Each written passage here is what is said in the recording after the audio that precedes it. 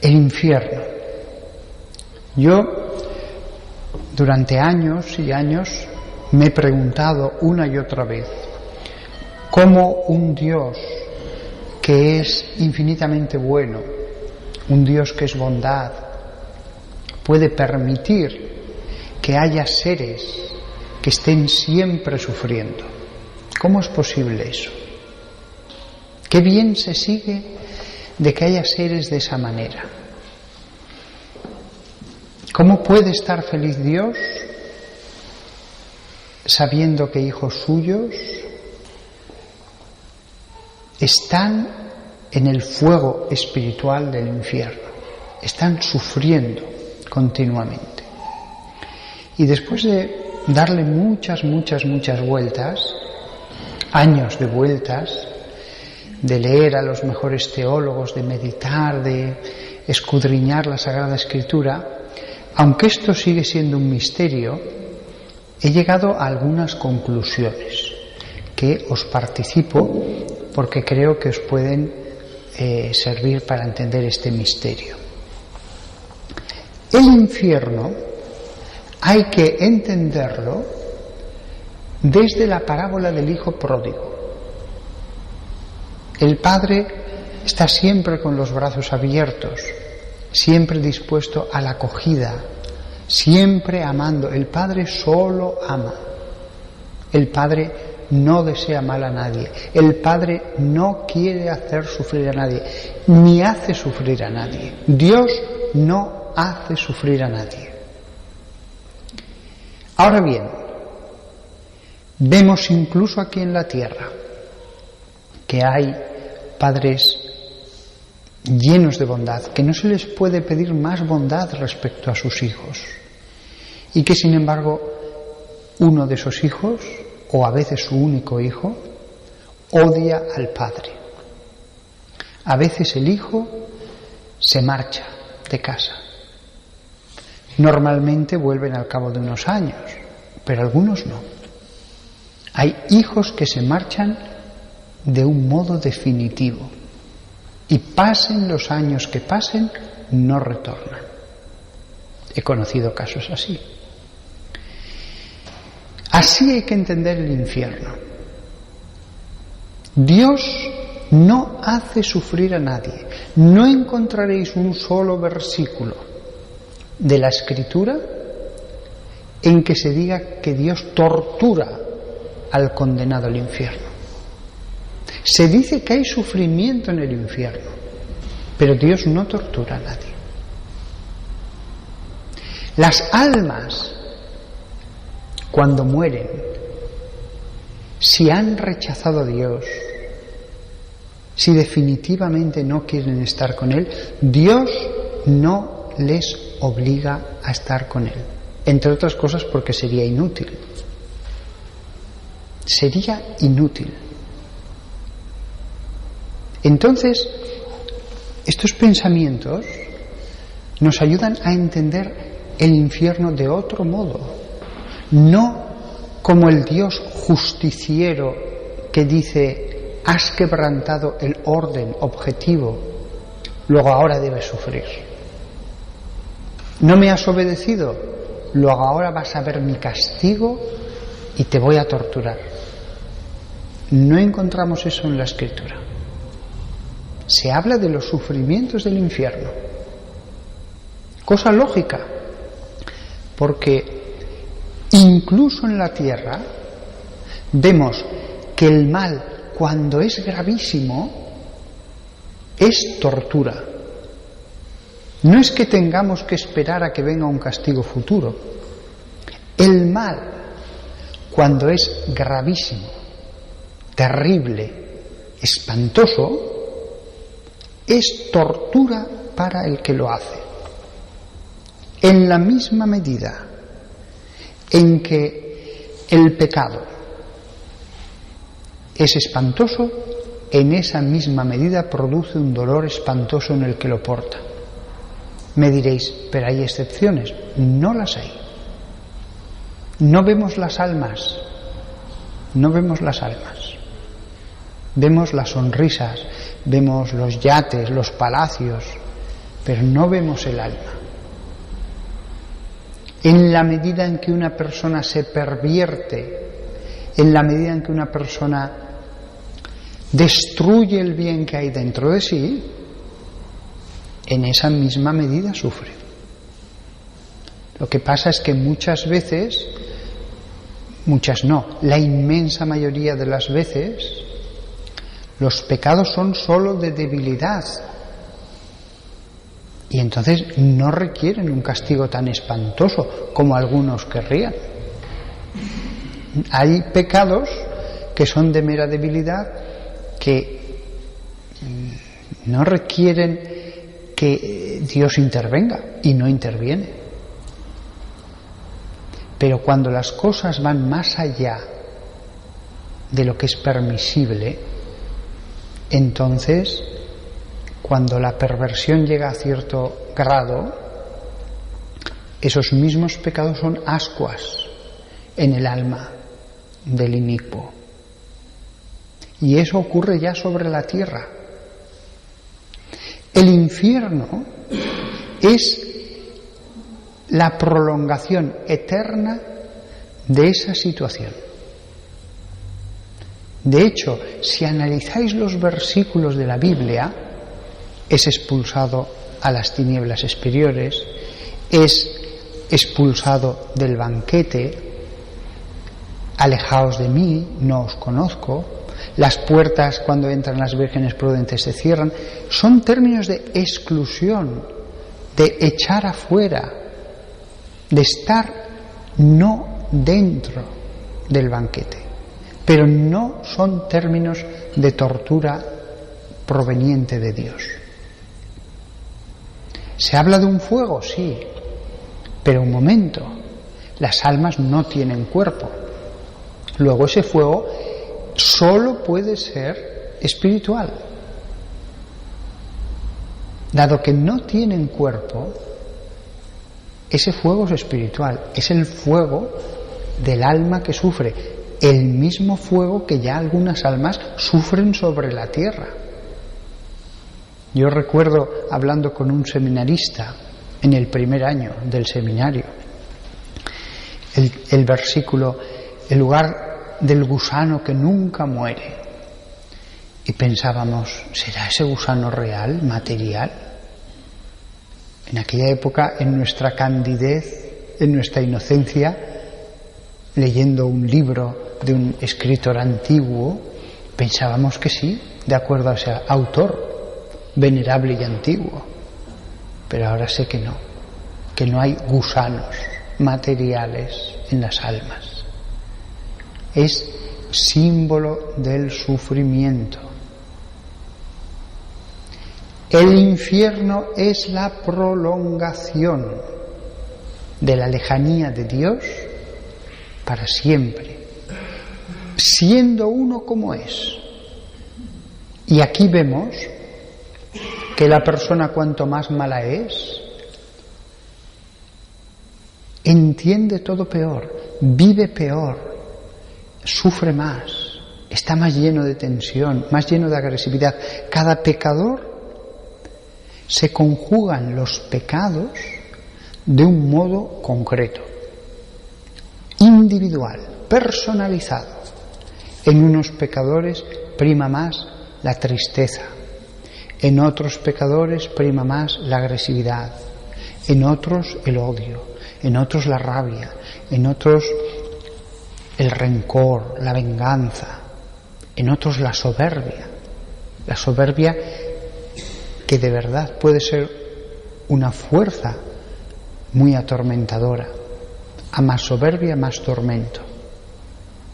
Las almas que no vayan al cielo tendrán el castigo de vivir una eternidad de acuerdo a lo que son, de acuerdo a la carga que ellos mismos llevan.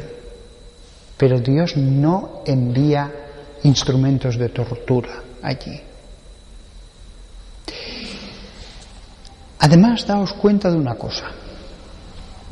Si estuviera muriéndose un hombre aquí y me dijeran, padre, se está muriendo, pero es malísimo. Ha sido un hombre que ha hecho sufrir tanto, ha sido un terrorista, ha sido un jefe de un campo de concentración, ha sido un mafioso. Yo iría a hablar a su oído para intentar llevarlo hacia Dios. Yo haría el último esfuerzo con todas las fuerzas de mi alma para tratar de llevar a esa alma a Dios. Si yo, que soy malo, haría eso, ¿cuánto más no hará Dios?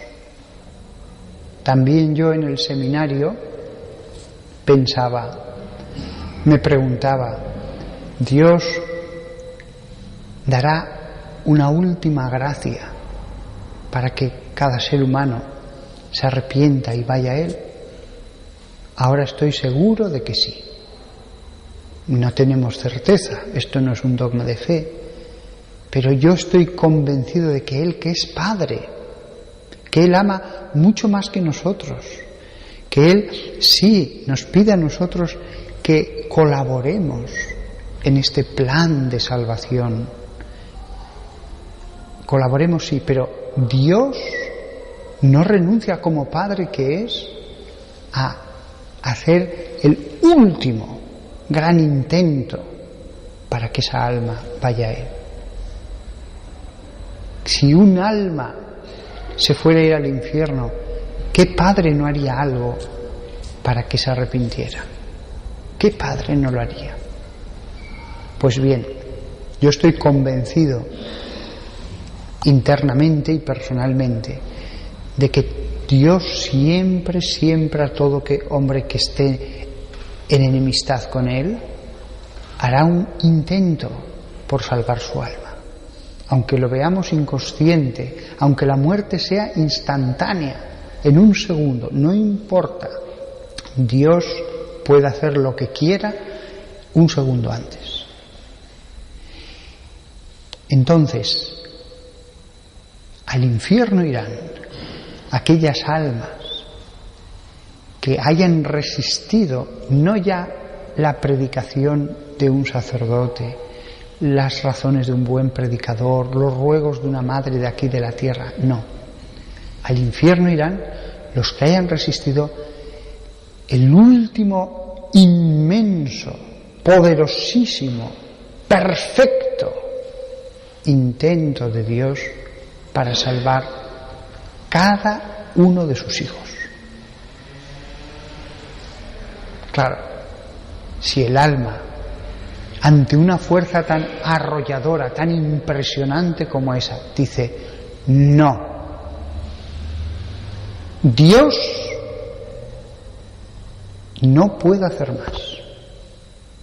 Porque si pudiera hacer más, Dios lo haría. Dios no quiere que nadie se condene. Si ha estado dispuesto a morir en la cruz, como esta persona, que de hecho no ha sido santificada por la sangre de Cristo, de hecho no ha sido santificada. Jesús murió en la cruz, pero de hecho no se han aplicado los méritos de esa sangre en la salvación de esta persona. Si Jesús estuvo dispuesto a morir en la cruz, ¿cómo no va a estar dispuesto a hacer lo que sea para salvar un alma?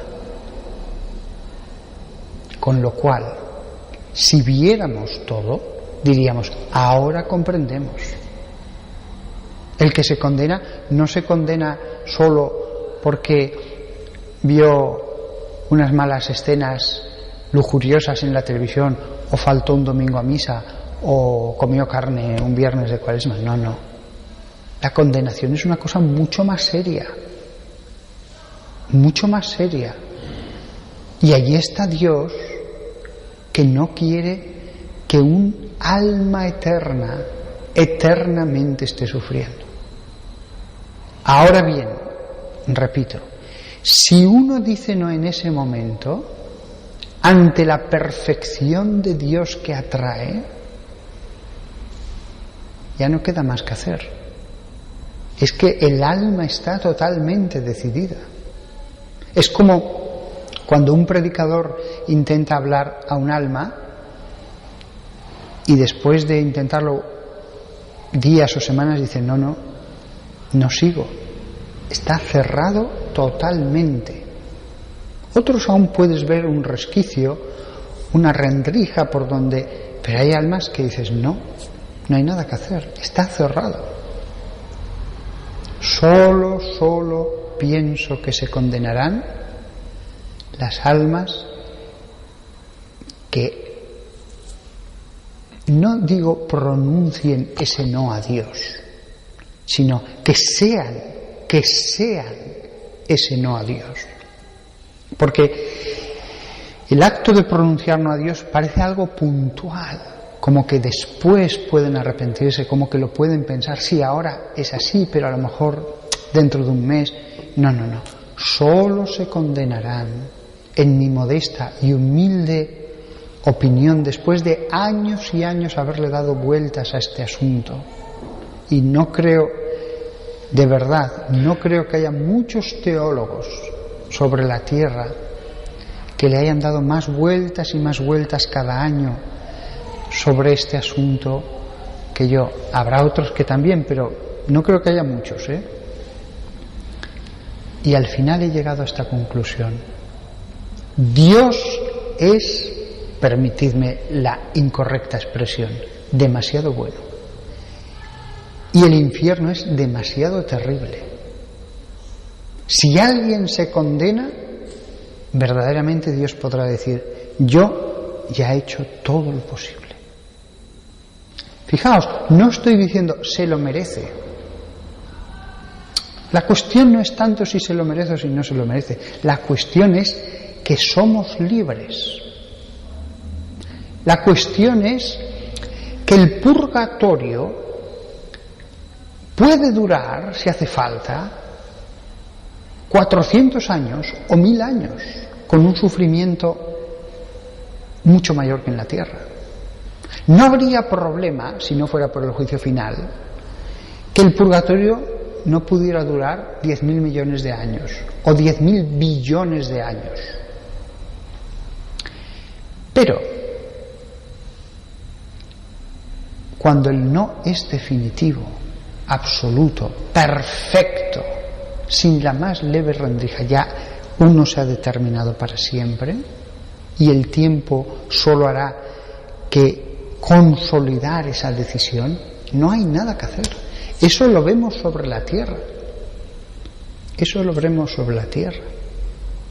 Quizás mis palabras pueden parecer a algunos que son demasiado benignas, como que estoy subvirtiendo el orden moral, como que estoy negando la moralidad grave de los actos, de algunos actos. No. Yo creo que hay pecados mortales. Yo creo que hay pecados que impiden la visión beatífica. Pero esos pecados no impiden el arrepentimiento con la gracia de Dios. Es verdad que hay pecados que si yo lo cometo aquí y ahora no podré ver a Dios si muero aquí y ahora. Pero ese pecado no impide que venga la gracia y me arrepienta. Lo que hace que uno vaya al infierno es otra cosa. Por eso Jesús dijo, todos los pecados les serán perdonados a los hombres, menos el pecado contra el Espíritu Santo. Esas palabras misteriosas no están dichas porque sí. Jesús sabía que hay muchos pecados en el mundo, pero todos pueden ser perdonados, y ante un Dios que cuando vean la gracia que les viene en el momento de la muerte, se arrepentirán. Solo hay un pecado, uno, que no podrá ser perdonado. Solo. Muchos pecados impiden ver a Dios, pero solo hay uno que mantenga a cualquier ser humano hasta el final. Y ese pecado no es ni una blasfemia contra Dios, ni tal abuso de la gracia, ni por supuesto tal pecado de lujuria. No. Es otra cosa, más misteriosa. Por eso Jesús no lo explica. Por eso Jesús nos dice, os muestro este misterio, pero no os lo explico, porque no es el objeto del pecado lo que os condena, es el alma vuestra. No es esto o lo otro, es vuestra alma la que se convierte en condenación. No es que venga un juicio externo y diga, pues tú aquí, tú allá, tú a la salvación, tú a la condenación. No. ¿Cuántas veces también en el Nuevo Testamento se dice la expresión, porque el que hace esto, el que dice esto, ya está condenado? El que tal, ya está condenado. Ya está. El juicio final, por lo tanto, es la separación de las buenas ovejas de los machos cabríos rebeldes. La separación de lo que ya es cada uno. No es que estén hombres y se decida externamente dónde va cada uno, sino que se distingue según lo que es. Y algunos son condenación, algunos son negación de Dios, algunos son lo contrario de Dios, que no se puede mezclar con Dios. Como es lógico, no se llega a este estado tan terrible por pequeñas cosas. No son las pequeñas cosas. Para uno llegar a esto, tiene realmente que haber hecho mucho mal. Es imposible condenarse por toda la eternidad por unas pequeñas tonterías. Solo el que llega al final del camino de la transformación del alma en el mal se condenará. Lo que pasa, no lo olvidemos, es que todos los que se condenaron empezaron por pequeñas cosas, Todos empezaron por pequeños pecados veniales, después mortales mucho peores, después ya verdaderas iniquidades, después fueron más allá de toda medida. Para poder resistir a Dios tuvieron que llegar a eso. Insisto, yo jamás le diré a alguien que haya cometido un pecado mortal, no, tranquilo, Dios es misericordioso. No. Usted ha dado un paso en la dirección del abismo. Si usted conociera lo que es Dios, se arrepentiría, porque es que diría, pero qué locura ha hecho. Pero usted ha dado un paso en dirección al abismo. Y entonces, si me muero, no veré a Dios. Ahora mismo usted no está en condiciones de ir ante Dios, porque está manchado gravemente. No son pequeñas manchas que yo voy a una cena y tengo unas pequeñas manchas. No. Usted está de tal manera que no se atrevería a entrar. Y si usted sigue por este camino, llegará donde usted no se imagina que va a llegar. Porque además en este camino al final la línea se desdibuja, al final del bien y del mal, y ya no se distingue, ya uno a toda velocidad va en la dirección del precipicio. Y la imagen del precipicio es perfecta. Uno va andando. Uno va a veces incluso ya hacia abajo. Ve rocas como en las montañas. Cuando hay un gran precipicio, muchas veces empieza a haber grandes cúmulos de rocas que indica que allí hay un precipicio, y al final uno cae y no puede levantarse. Al final el precipicio es que uno no puede volver hacia atrás. Esa es la imagen del abismo. Usted abuse todo lo que quiera de la gracia de Dios, porque llega un momento en que ya incluso usted, aunque quiera, no podrá ir marcha atrás. Eso es una cosa que hay que pensar sobre el pecado. Yo ahora abuso todo lo que quiera, pero si sigo abusando, puedo llegar a un momento en que ya no esté en mis manos el volver hacia atrás. Tendré que ser sacado. Y entonces alguien dirá, claro, pero Dios seguro que te saca, Dios es tan bueno. Podemos abusar todo lo que queramos de Dios, pero lo que nunca podemos es después decir, te exijo, tengo el derecho, tú tienes que. En este mundo las cosas son más complejas de lo que parecen. Es como el enfermo que abusa de, vamos a poner el alcohol, y abusa y dice, sí, venga, tengo que dar marcha atrás, pero sigue abusando, no tengo que dar marcha atrás, y al final, un buen día, no, usted ya tiene esta enfermedad del hígado, ya, pero si ahora ya soy abstemio y me esfuerzo muy, no, esto no tiene marcha atrás. Lo mismo sucede con el alma, lo mismo. La persona que piensa que Dios está obligado, que uno tiene derecho, está haciéndose no adecuado para la recepción de la gracia. Es verdad que Dios puede ayudar, subvenir, ayudar en la medida de nuestra debilidad, pero en este camino cada uno que se arriesgue lo que quiera.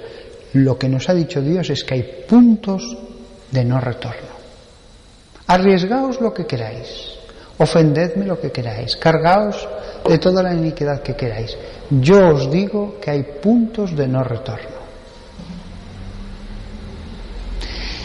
El infierno es algo tan terrible que sabemos que existe solo porque Dios nos lo ha dicho. Muchas veces, en muchos pasajes. ¿Qué mente hubiera podido pensar que podía existir semejante realidad? Imaginaos lo que es salir de este cuerpo, encontraros que no tenéis cuerpo, pero que seguís pensando. No sentís nada con los sentidos, pero seguís pensando. Estáis allí. Y saber que así será un día y otro día, un año, siglo, milenio, millones de años, otras almas condenados, demonios por allí. Y saber que hay un Dios, que existe la felicidad, pero que tú ya nunca vas a ir. Es terrible, terrible, espantoso. Por eso Jesús habla de fuego. Todos sabemos la diferencia entre un malestar o un pequeño dolor y el fuego espiritual, pero Jesús habla del fuego. Jesús habla del rechinar de dientes. Eso es cuando tienes una rabia. No significa que todos los condenados en todo momento estén rechinando los dientes. No, tampoco ha dicho eso Jesús. Tampoco ha dicho que todos los condenados en todo momento, cada segundo, estén en esa situación de fuego ardiente. No. Fijémonos en una prisión. No todos los presos cada día, cada hora están rabiosos, ¿no? Los hay más resignados, los hay más tranquilos, todos están con la tristeza de estar en la cárcel. Algunos sí, que están llenos de rabia y de agresividad todo el tiempo, pero son los menos. El resto simplemente están mal, están con esa tristeza. La cárcel del infierno es interior, no pueden salir a ningún lado, no pueden escaparse, porque están en el infierno, porque esa cárcel ya es eterna. Si no, estarían en el purgatorio. Si están en el infierno, es porque verdaderamente la cárcel es perpetua. Y por lo tanto no pueden salir ellos mismos, ni nadie ya les puede sacar, porque ellos son la cárcel. El problema es que su psicología, su ser, su pensamiento es cárcel. Y llega un momento en que Dios a estos seres dice: o lo destruyo y hago otro, con lo cual ya no es Él, o le dejo al menos que siga existiendo. ¿Cómo se podría sacar a un condenado del infierno? Destruyéndolo. Es el caso del que ya no puede cambiarse su pensamiento. El único modo es destruirlo. Pero ya no sería él. Es como si a mí me matan y mis padres tuvieran otro hijo. Ya no sería yo. Entonces Dios dice: ¿qué es mejor? ¿Que este hijo mío deje de existir, o que exista, aunque sea con momentos de sufrimiento, que siga pensando, sintiendo, que pueda hablar con otros seres, etcétera, sufriendo más o menos según los momentos? Y Dios dice que exista. Yo a esa conclusión he llegado después de años de meditar las Escrituras, de pedirle a Dios. El infierno existe porque incluso para los condenados es mejor existir. Dios es un Padre que si dijera no, mejor que no existe, es mejor que no existan, es mejor, no les pondría sobre sus hombros, sobre su corazón, el peso de la existencia. Pero incluso para ellos es mejor existir, aunque en tantos momentos el sufrimiento pueda ser paroxístico, y aunque en cada momento esté el peso del sufrimiento como en una prisión. Pero no creo yo, en mi humilde opinión, que en el infierno estén todos siempre en la máxima intensidad de dolor. Muchas veces simplemente están allí, tranquilos, sabiendo que están excluidos, pero conversando, pensando. A esa conclusión he llegado. Si los hombres supieran lo que es de verdad el estado de condenación, entenderían el porqué de la permisión de Dios. Me resulta, lo digo con humildad, me puedo equivocar, pero ahora mismo me resulta no posible creer que Dios mantiene, imaginemos que hubiera millones de personas, millones de condenados sufriendo a la máxima intensidad todo el tiempo. No, yo creo que eso no es el infierno, aunque me puedo equivocar, pero yo creo que es más hijos de Dios que siguen su historia autónomamente, sin Dios, pero que en la mayor parte de los momentos simplemente están como el que está en una isla con otros, charlando, hablando, pasando el tiempo, pensando, dialogando, aunque en algunos momentos la tristeza se les haga tremenda. Soy consciente de que cuando he dicho que iba a hablar del infierno, a lo mejor algunos pensarían, pues nos va a relatar las torturas, nos va a hablar de cómo son y cómo los lujuriosos sufren de esta manera, y cómo los envidiosos sufren de esta, y cómo los homicidas sufren de esta otra, y cómo los demonios pues les dan con unos látigos, y cómo debajo hay otro. Soy consciente de que cuando he dicho voy a hablar del infierno, algunos habrán pensado en una cartografía del sufrimiento, una cosa espacial, como en la Divina Comedia, pero no, es algo más espiritual, más misterioso, más sutil y menos intenso normalmente. Esta es mi opinión y además creo que se conjuga bien con un Dios infinitamente bueno, con un Dios que es Padre, con un Dios que es Padre, aunque ellos no lo reconozcan, incluso para sus hijos condenados, que les mitiga los sufrimientos. Si Dios les dejara totalmente de su mano, todavía entre ellos se harían más la vida imposible y se provocarían más sufrimiento. Pero Dios mitiga los sufrimientos incluso en el infierno. Dios, que no envía sufrimientos, no les deja totalmente a su suerte. Es verdad que les deja a su suerte, pero no totalmente, porque si no podrían llegar a extremos de sufrimiento mucho peores entre sí, haciéndose sufrir entre sí. En mi modesta opinión, incluso cuando un hijo en el infierno está hundiéndose en el paroxismo del dolor, Dios suele detener eso hasta cierto límite, enviando alivios.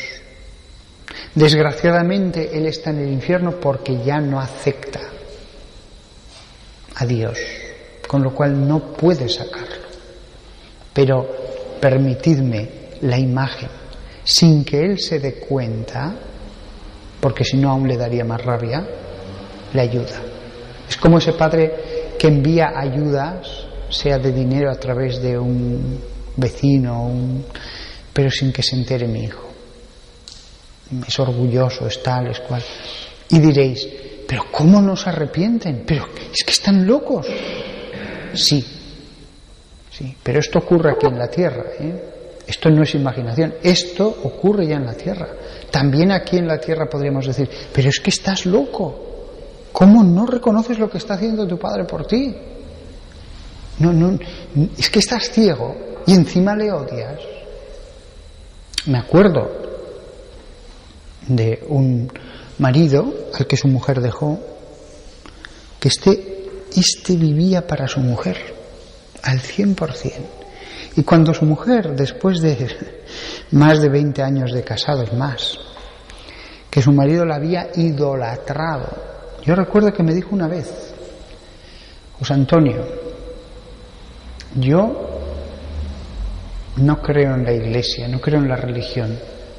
Mi religión es mi mujer y mis hijos. Pues después que había sido fiel, su mujer le dejó. Y él hizo los máximos intentos porque esta mujer no le dejara. Le pagó, era un hombre con muchísimo dinero, muchísimo. Le pagó las mejores vacaciones que os podáis imaginar, las más caras. Le hizo los mejores regalos en esos meses que todavía estuvo en casa. No le echó en cara nada. Y en un momento dado me contó que ella se volvió como loca de rabia y le dijo, déjame de amarme, ¿no ves que te voy a odiar más? Es lógico.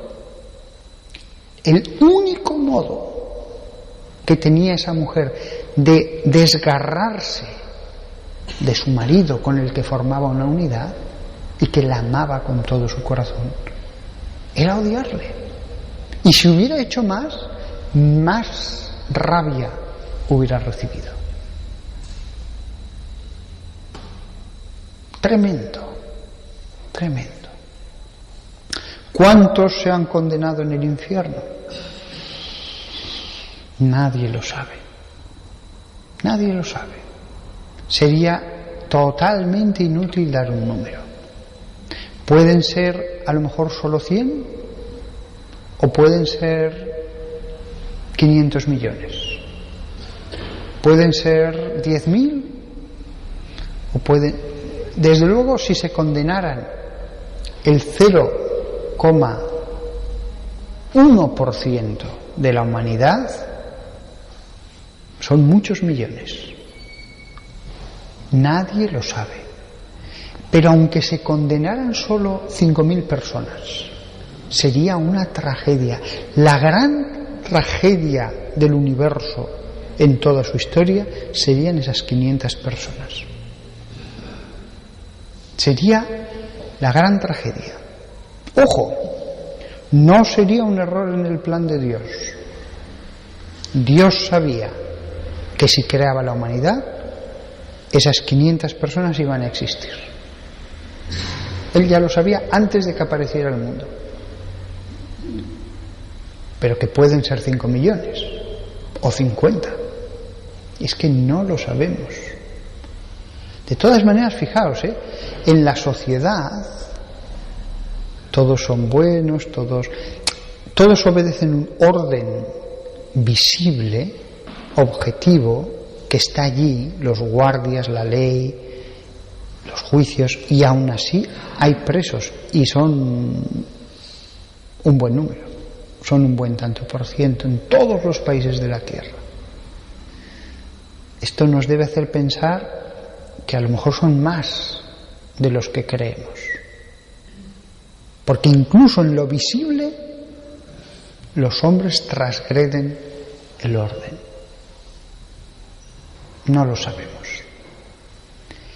Incluso, permitidme seguir esta parábola de la sociedad, incluso los hombres en aquellos países donde hay cadena perpetua,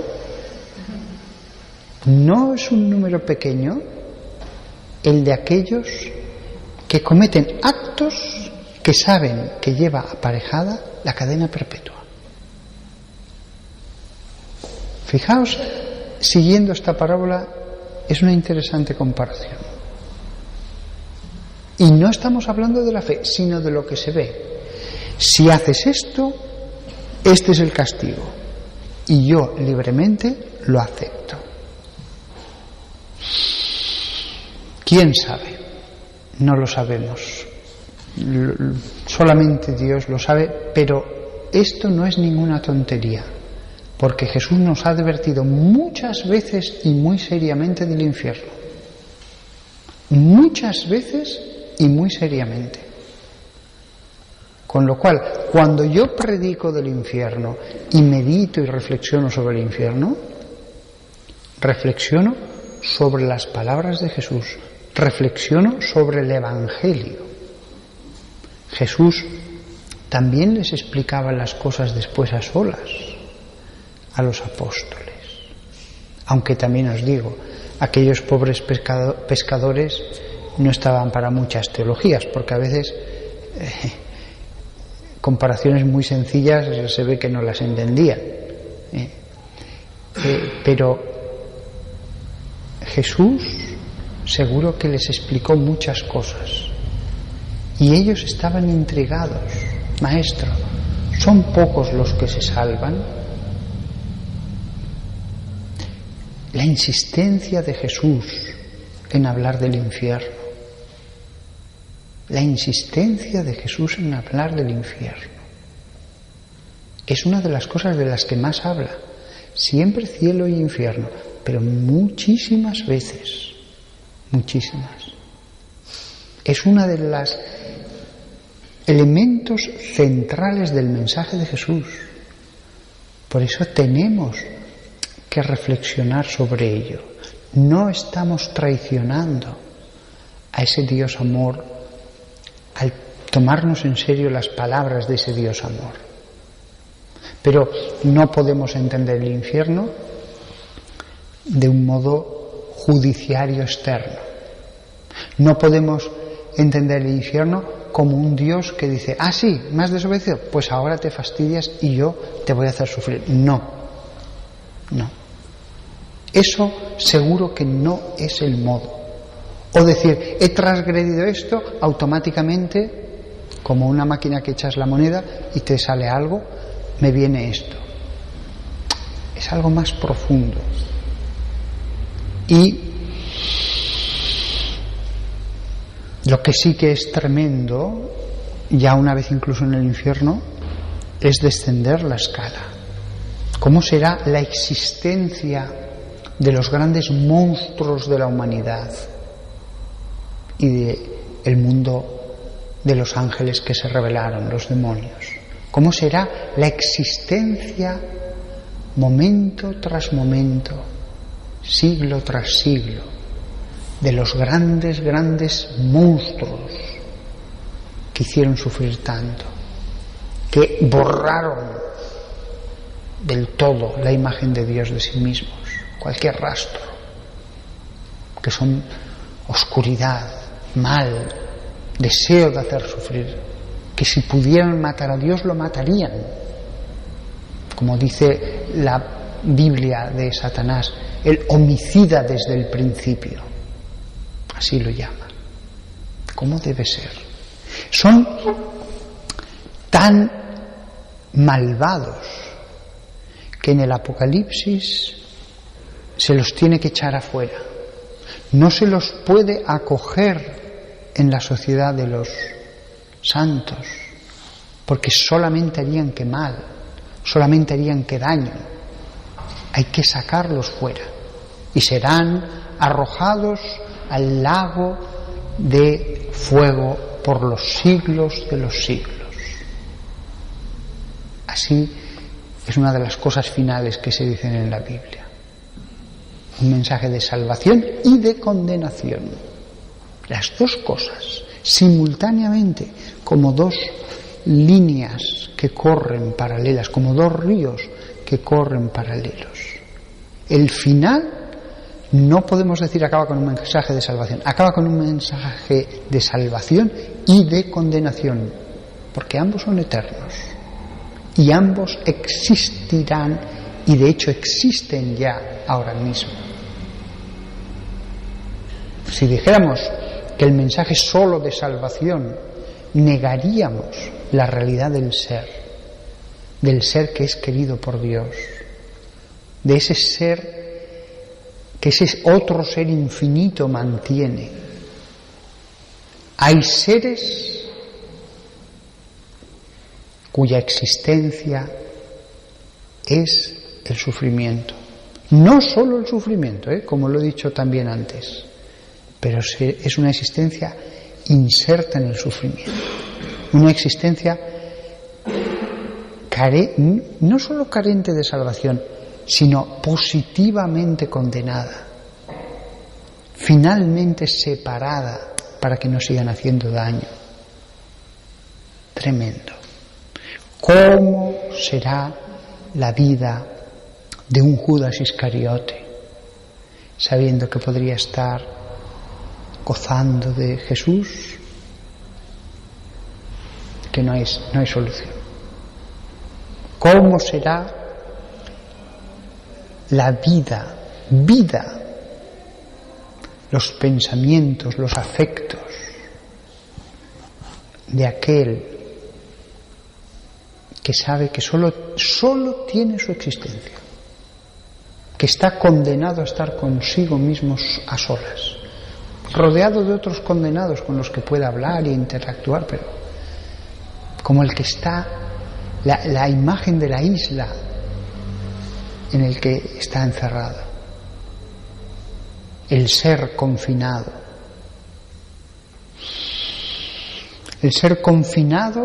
en su propia limitación. Es algo que, si es grandiosa una montaña, no deja de ser menos grandioso un abismo. De hecho, un abismo puede ser tan profundo o más que una montaña en la tierra, ya lo sabéis, hay abismos increíbles en su profundidad y en su oscuridad y en su muerte abajo.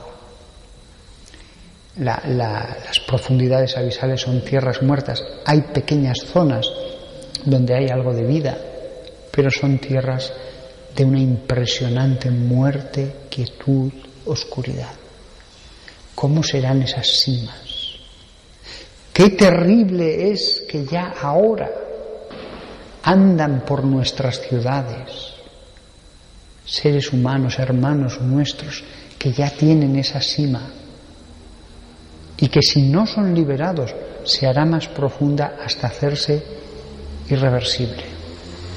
Esto es real. Hay seres humanos con esa sima. Hay seres humanos ahora mismo mientras yo estoy hablando que si no aceptan las limitadas oportunidades que Dios les va a dar, ya no van a salir nunca más, ya llegan a ese punto de no retorno. Es tremendo para Dios saber que tiene que esperar, ahora no es el momento, tiene que dejar un poco más de tiempo y que vuelva a tener otra oportunidad, pero que si la rechaza baja un escalón más, se endurece más. No hay que insistir, démosle más tiempo, que vea ciertas cosas, tal, vuelve a insistir. Pero él sabe que, no exagero, que a lo mejor después de 5 especialísimas gracias que van a ir a lo más profundo de ese corazón, después de la 5ª es el último tren y ya no vuelve a haber otro tren. Que ya no hay otro tren. Que él no sabe que ese tren en el que está sintiendo arrepentimiento y el impulso de decir, móntate, móntate, que te va a ayudar, que vas a ir saliendo, que si lo rechaza y se endurece más, que si baja todavía más, ya no hay marcha atrás. Sé que algunos pensarán, bueno, está exagerando, Dios tan bueno. Con Judas Iscariote, Jesús hizo todo lo que pudo, todo. Y ya llegó un momento, Judas no lo sabía, pero Jesús sí, que dijo, me quedan 5 intentos, me quedan 4 intentos, me quedan 3. Y hubo algún momento en que Dios, en toda su infinita sabiduría, dijo, este es el último intento, que no lo rechace, que no lo rechace. Después de eso, ya no había nada que hacer. Judas, lo que has de hacer, hazlo rápido, hazlo pronto. Ya no había nada que hacer. Judas, lo que has de hacer, hazlo pronto. Ya no le llama al arrepentimiento. Ya no le llama al arrepentimiento. Ya las palabras del Evangelio parecen dar a entender que fue el último intento en la última cena, en ese amor que fue llevado hasta el extremo. Porque dice el Evangelio, después de tomar el pedazo que Dios le dio, que Jesús le dio, entró en él Satanás.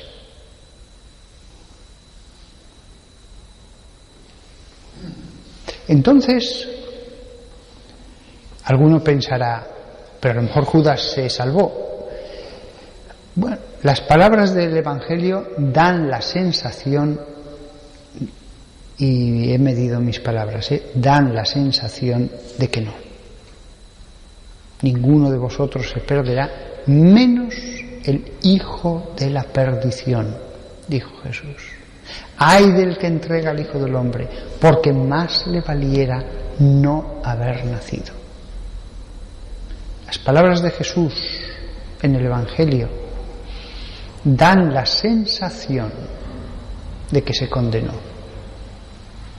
Así lo han pensado místicos, doctores de la Iglesia, padres de la Iglesia, etc. La Iglesia de nadie ha dicho que se haya condenado, pero tampoco ha condenado cuando en las predicaciones, desde el comienzo de la Iglesia, se daba por supuesto que estaba condenado.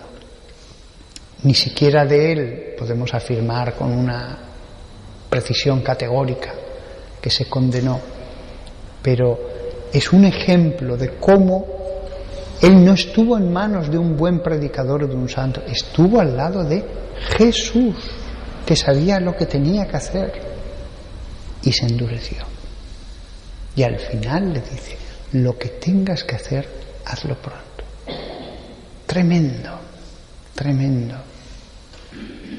el misterio de las personas que han perdido la última gracia. Esta es una de las cosas que también han reflexionado muchos teólogos en siglos pasados. La última gracia. La última gracia. La única cuestión que dudaban es, ¿se dará en el último momento o puede darse antes? Antes he dicho que yo creo que la última gracia se da en el último momento de vida, aunque sea solo un segundo. Sí, pero con excepciones. Considero, y es una opinión teológica, que hay almas que se han determinado ya de forma tan perfecta durante la vida. Fijaos lo que os voy a decir, y que Dios les da una gracia tan tremenda de arrepentimiento y la rechazan aquí en la tierra, que quizás Dios podría decir, este hijo mío le quedan todavía 2 días, pero ya está condenado. Es solo una proposición teológica, pero me parece razonable que ese último intento de Dios, en algunos casos no necesariamente tiene por qué estar unido al ultimísimo momento de vida. Que en algún momento, en algunas personas puede decir, no, yo ya he hecho el último intento ahora, y bueno, le quedan 2 días de vida, 1 día de vida, unas horas, pero yo ya he hecho todo lo que tenía que hacer. Me baso para decir esto en palabras de algunos místicos, por supuesto en teólogos mucho más antiguos de siglos pasados, pero también, fijaos, el caso de Judas Iscariote, lo que tengas que hacer, hazlo pronto. Esa palabra es tremenda. Ya no le mueva el arrepentimiento. Ya no le coge y le dice, Judas, arrepiéntete. No. Como si dijera, tú ya has tomado tu decisión. Mis palabras pueden parecer muy duras, pero las palabras respecto a Judas en el resto del Nuevo Testamento no son precisamente mejores que las mías. Dirán que Judas quedó en su sitio, el de los demonios, el aire, colgando en el aire.